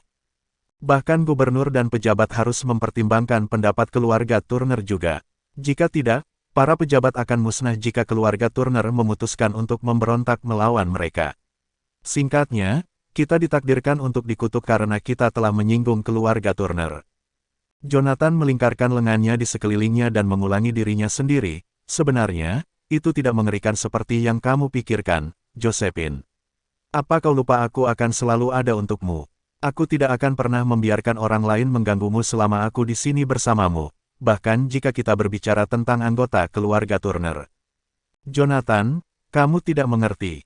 Pengaruh mereka adalah sesuatu di luar imajinasi kita. Josephine menggelengkan kepalanya karena dia tahu bahkan wali kota Jadeborough tidak bisa menentang instruksi dari keluarga Turner, apalagi seorang veteran yang berafiliasi dengan Raja Perang. Selain Gubernur Jazona, Kingston, Raja Perang, Zachary, adalah satu-satunya yang mampu menjaga jarak dari anggota keluarga Turner. Mustahil bagi mereka untuk melakukan bantuan sebesar itu kepada Jonathan ketika mayoritas anggota keluarga Turner adalah pejabat tinggi yang berafiliasi dengan gubernur dan Raja Perang. Ini adalah gajah di ruangan yang sebagian besar dari kita di Jazona sadari. Tidak mungkin mereka akan mempertimbangkan kontribusi Jonathan ketika keluarga Turner terlibat. Ya, aku tidak begitu yakin dengan kemampuan mereka. Tapi aku cukup yakin mereka akan menyesali tindakan mereka ketika mereka mengetahui hal-hal yang aku sembunyikan di balik lengan bajuku. Jonathan menjawab dengan senyuman. Saya tidak akan menunjukkan belas kasihan kepada mereka karena mereka mencoba untuk memilih wanita yang saya sayangi. Mereka tidak lebih dari bukan siapa-siapa. Josephine tidak mengindahkan kata-kata jaminan Jonathan dan akhirnya mengungkit hal lain. Saya pikir sudah waktunya untuk menyerah pada proyek taman ekologi. Dengan serius, apakah kamu akan menyerah? Jonathan terkejut dengan hal-hal yang dibawanya. Itu tidak layak. Saya tidak bisa mempertaruhkan nyawa seluruh keluarga demi sesuatu yang nyata. Saya lebih banyak rugi daripada untung. Kekecewaan Josephine tertulis di seluruh wajahnya. Kita sedang membicarakan keluarga Turner. Jika mereka benar-benar menganggap kita pengganggu, mereka tidak akan ragu untuk mengeluarkan kita. Tidak mungkin aku akan menantang mereka kecuali aku memiliki semacam keinginan mati. Bab 170 Harapan Kematian. Kamu tidak mirip dengan wanita kuat dan cakap yang kukenal. Jonathan menoleh ketika dia mengingat saat Josephine menguatkan dirinya melalui tantangan yang tak terhitung jumlahnya terlepas dari ketidaksepakatan orang lain. Dia bahkan tidak mau mendengarkan Margaret begitu dia memutuskan sesuatu. Apa maksudmu? Apakah Anda selalu berpikir bahwa saya adalah wanita yang kuat dan cakap? Dia menatap matanya dan menambahkan, kamu tidak berpikir aku akan mempertaruhkan segalanya dan memilih keluarga Turner daripada sesuatu yang sepele seperti itu, kan? Setelah berhenti selama beberapa detik, dia bergumam sambil menggelengkan kepalanya, kamu selalu egois. Pernahkah Anda memikirkan hari-hari yang saya habiskan tanpa Anda selama 3 tahun terakhir? Kamu menghilang ke udara tipis di malam hari tanpa memberitahuku apa-apa. Petik 2. Saya bersedia. Jonathan meyakinkan dengan nada serius karena dia adalah satu-satunya yang benar-benar dia pedulikan ketika dia pergi selama bertahun-tahun. Jika bukan karena dia tidak akan pernah melepaskan kehormatan Asura yang maha kuasa dan kembali padanya. Dia adalah satu-satunya alasan dia menghabiskan sebagian besar waktunya untuk menganggur. Dia pikir tidak ada hal lain yang penting selain masa depannya dengan Josephine. Yang mengejutkannya, Josephine yang ragu menegur, tidak. Berhenti berbohong. Satu-satunya yang Anda hargai adalah diri Anda sendiri. Kamu tidak memikirkan orang lain selain kamu. Petik 2. Dia menolak untuk mendengarkannya dan mengingat waktu yang dia habiskan dalam isolasi selama bertahun-tahun. Dia tidak pernah mengambil inisiatif untuk berhubungan dengannya bahkan sekali ketika dia tidak terlihat. Keuntungan Anda adalah satu-satunya hal yang memotivasi Anda dalam hidup. Anda tidak peduli dengan orang-orang di sekitar Anda bahkan jika tindakan Anda tidak membawa apa-apa selain kesengsaraan bagi mereka. Josephine menjadi semakin gelisah begitu dia mengingat hari-hari yang dia habiskan dalam isolasi setelah pria itu menghilang ke udara tipis pada malam 3 tahun lalu. Tak seorang pun, bahkan Jonathan, yang menyadari hal-hal yang harus dia lalui selama 3 tahun. Josephine, tenang dan dengarkan aku, Jonathan beringsut mendekat untuk menghibur Josephine yang tampak kesal. Ketika dia hendak meraihnya, dia menamparkan tangannya dan memperingatkannya, jauhi aku. Josephine memotongnya ketika dia hendak mengatakan sesuatu. Dia bertanya sebagai balasan, Jonathan, apakah kamu tahu hal-hal yang harus aku lalui selama bertahun-tahun karena kamu? Ibu meminta saya untuk menikah dengan orang lain karena orang lain tidak akan mengolok-olok saya dan terus memanggil saya janda. Meskipun dia membenci Jonathan karena menjadi pria yang tidak berguna, dia tidak pernah berpikir untuk menikah dengan pria lain. Oleh karena itu, dia tidak punya pilihan selain menahan diri melalui penghinaan yang diberikan orang lain padanya selama 3 tahun terakhir. Aku minta maaf, Josephine. Jonathan menghela napas panjang. Dia hampir yakin itu ulah Margaret lagi. Ibu mertuanya akan mencoba segala cara untuk memaksa Josephine menikah lagi dengan pria kaya.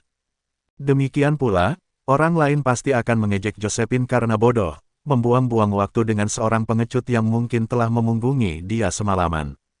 Dia telah kembali untuk membuktikan bahwa semua orang salah, dia tidak akan pernah membiarkan siapapun mencela atau mengolok-olok Josephine selama dia ada untuk menjaganya tetap aman. Menatap matanya, dia mengulangi dirinya sendiri, aku yakin itu hanya gertakanmu. Kalau tidak mungkin Anda akan menghentikan saya untuk menyerahkan hak proyek kepada Timothy. Dia meliriknya dan menggelengkan kepalanya. Kamu bahkan tidak peduli dengan keselamatan keluarga termasuk milikmu. Itulah satu-satunya alasan saya menyerahkan segalanya kepada orang lain. Tidak apa-apa jika hanya nyawaku yang dipertaruhkan. Namun, bukan itu masalahnya. Nyawa anggota keluarga Smith mungkin dipertaruhkan tergantung pada tindakan terbaik saya berikutnya. Kapan kamu akan belajar membaca situasi, Jonathan? Jika bukan karena saya tidak diberi banyak pilihan, saya tidak akan pernah menyerahkan hak proyek kepada orang lain ketika saya baru saja ditunjuk sebagai penanggung jawab keluarga. Jonathan yakin bahwa Josephine, seorang wanita yang sombong, merasa tidak enak untuk mengakui kekalahan di depan orang lain. Dia merasakan dorongan kuat untuk memeluknya, meyakinkannya bahwa dia tidak perlu khawatir karena tidak mungkin anggota keluarga Turner bisa bertarung melawan Asura yang maha kuasa. Ia tak sabar mengungkap jati dirinya sebagai sosok paling ditakuti bangsa. Namun, dia tahu itu tidak bijaksana karena dia tidak akan pernah menganggapnya serius. Selain itu, dia mungkin berpikir ada sesuatu yang salah dengannya. Saat dia tenggelam dalam pemikiran, dia berbalik dan menghela nafas lelah setelah dia mengintipnya lagi. Dia menghela nafas. Kau masih tidak mengerti, kan? Kurasa itu salahku karena mengungkit hal seperti ini di depanmu. Ini bukan urusanmu. Josephine menganggap membuang-buang waktu untuk berbagi alasan keputusannya dengan Jonathan karena dia bahkan mungkin tidak mengerti. Jonathan, bisakah kau membantuku dan meninggalkanku sendiri sebentar? Wanita kesepian itu berbalik dan berjalan menuju jendela, berjemur di bawah sinar bulan seolah-olah dia tidak bisa mengandalkan siapapun untuk menyelesaikan masalah. Jonathan merasa jantungnya tenggelam ke dasar perutnya. Josephine. Dia menghentikannya dari menyelesaikan kalimatnya dan bersikeras tanpa menoleh, pergi saja. Tolong. Tidak ingin membuat wanita yang sudah marah itu marah, Jonathan berkomentar, baiklah, saya akan pergi begitu saya membuat diri saya jelas. Anda tidak perlu menyerahkan hak proyek taman ekologis kepada orang lain. Nyawa seseorang juga tidak akan dipertaruhkan. Anggota keluarga Turner tidak punya kemampuan untuk mengancam istriku. Jika ada, saya akan memastikan mereka tidak lagi menjadi ancaman. Begitu dia selesai, dia berjalan keluar dari kamar dan meninggalkan Josephine sendirian seperti yang diminta. Beraninya anggota keluarga Turner memilih wanita yang kusayangi. Sepertinya mereka memiliki keinginan mati. Jika itu masalahnya, aku akan membantu mereka dan mengirim mereka ke neraka.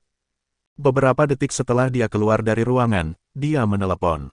Zachary, yang berada di ujung sana, mengambilnya dan menyapa dengan suara serak beberapa detik setelah panggilan dilakukan, Tuan Goldstein. Alih-alih menjelaskan dirinya sendiri, dia menginstruksikan saat dia mendengar Zachary, kumpulkan informasi keluarga Turner atas namaku dalam 10 menit. Zachary bingung dengan hal-hal yang dilontarkan Jonathan secara tiba-tiba. Karena itu, dia tergagap sebagai balasan, keluarga Turner. Apakah aku harus mengulangi diriku sendiri? Jonathan berkomentar sambil mencibir, pernahkah Anda mendengar keluarga lain mengumumkan tempat tinggal mereka sebagai kantor wakil gubernur? Wakil gubernur, Zachary akhirnya menghubungkan potongan-potongan teka-teki yang hilang bersama-sama. Dia bertanya sebagai balasan, Emmer Goldstein, apakah Anda berbicara tentang keluarga paling menonjol di antara keluarga-keluarga lainnya di Jazona? Petik 2.